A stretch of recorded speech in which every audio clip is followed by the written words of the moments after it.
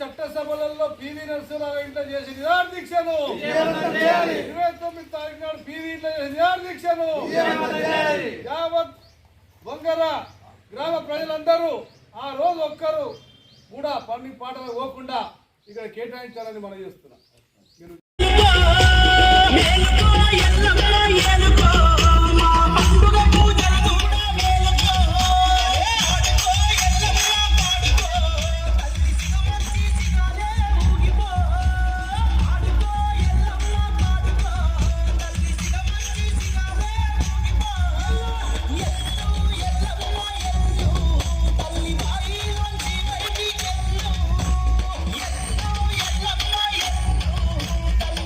నుంచి వచ్చిన వివిధ సంఘాల నాయకులకు, స్టేజ్ మీద ఉన్న వాళ్ళందరికీ వందనాలు తెలియజేస్తూ, సర్వాయి పాపన్న 370 సంవత్సరాల క్రితం గోల్కొండ కోటను జయించి పరిపాలించిండు.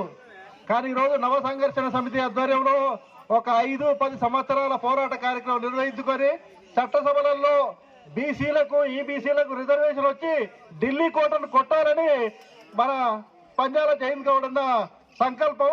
కాబట్టి ఇప్పటికీ 100 విగ్రహాలు పెట్టించిన జైన్ గౌడన్న ఈ కార్యక్రమాన్ని కొనసాగించడంలో దేశవ్యాప్తంగా ఉండే 29 రాష్ట్రాలు తిరుగుతూ ఉన్నాడు.